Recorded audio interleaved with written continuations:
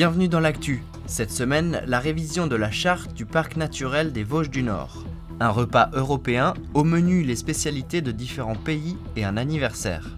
Et pour commencer, retour au jour de commémoration de la fin de la guerre. À Gumbrechtshofen, comme dans beaucoup d'autres villes et villages de France, avait lieu la cérémonie commémorative de la victoire en Europe sur les nazis le 8 mai 1945.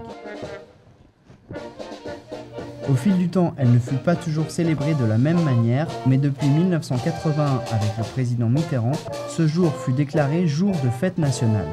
C'est désormais la journée de la liberté.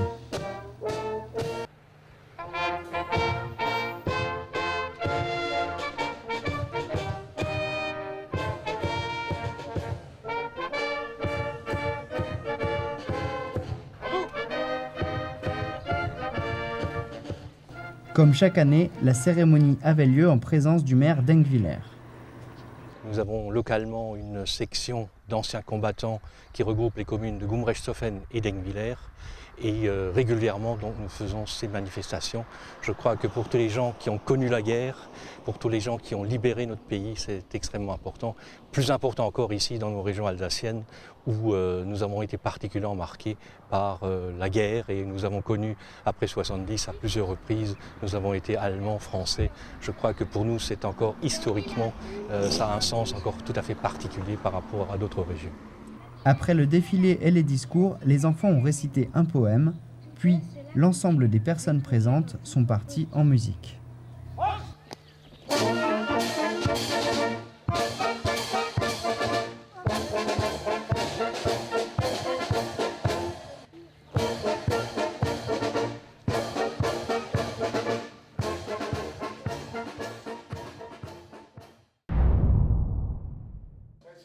Environnement, écologie, culture, économie, quel avenir pour les Vosges du Nord en 2025 ? Durant 3 rendez-vous organisés par le Parc naturel régional des Vosges du Nord, fin avril, les habitants ont été appelés à prendre part au débat citoyen. Le but de ces rencontres participatives est de permettre au parc de renouveler ses politiques publiques et de définir de nouveaux objectifs dans l'optique de mettre en place le chantier de la révision de la charte du parc. Cette dernière doit être renouvelée tous les 12 ans. Le dernier rendez-vous de ce cycle de discussion a eu lieu à Rothbar le jeudi 29 avril. Une trentaine d'élus et des citoyens préoccupés par l'avenir du parc ont pu participer au débat. Cette soirée commença par un instant de poésie.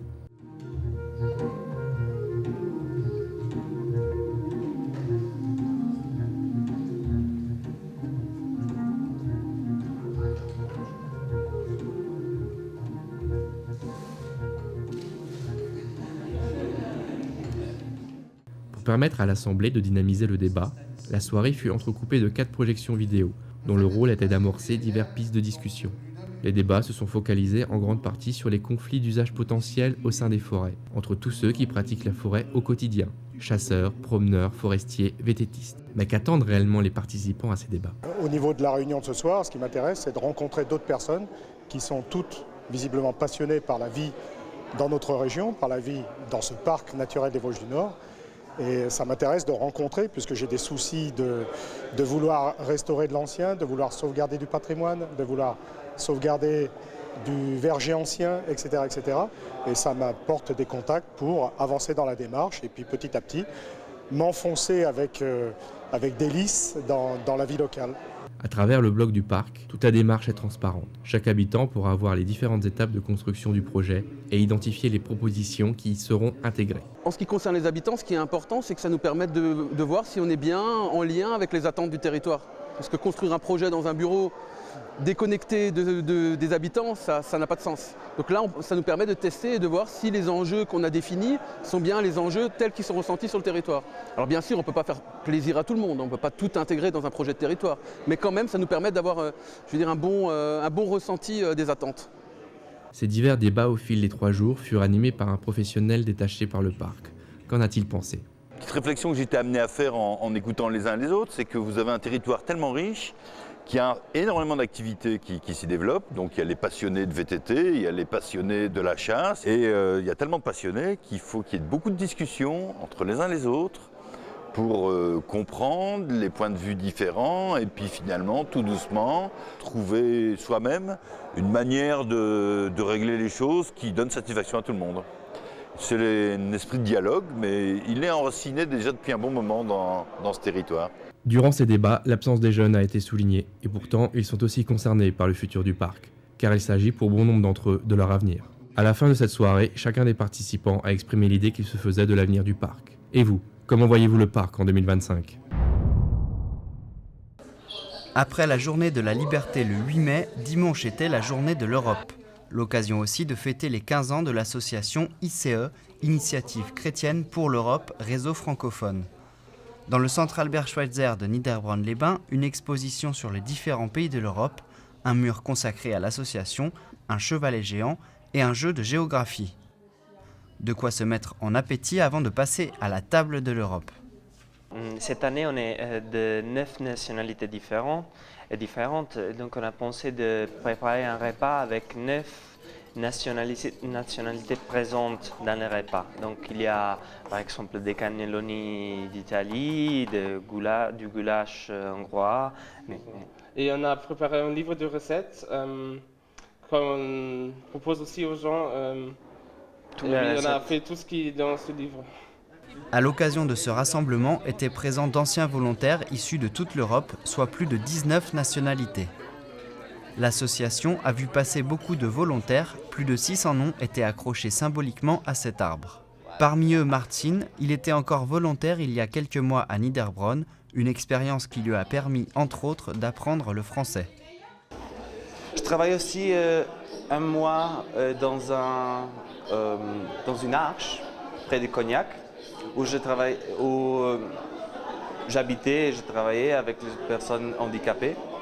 On regarde sur la vie, sur les gens dans une autre façon, dans une façon complètement différente. Mais des volontaires comme lui, il y en a de moins en moins. Les associations sont toujours en recherche de bénévoles, car ce sont eux qui rendent possible beaucoup de projets. Chaque fois que les circonstances me le permettent, j'essaye aussi de parler un petit peu de cette association méconnue qui est ICE Réseau francophone. Les volontaires anglo-saxons, les volontaires des pays baltes, ils sont beaucoup plus volontaires, facilement volontaires que nos jeunes Français. En Allemagne, par exemple, souvent les proviseurs leur disent « Écoutez, vous avez, après votre Abitur, après votre baccalauréat, vous avez passé 13 ans sur les bancs scolaires, maintenant arrêtez, prenez une année, genre année sabbatique, sortez de vos familles, sortez de vos écoles, découvrez le monde. » Se mélanger toutes nos différences mises de côté.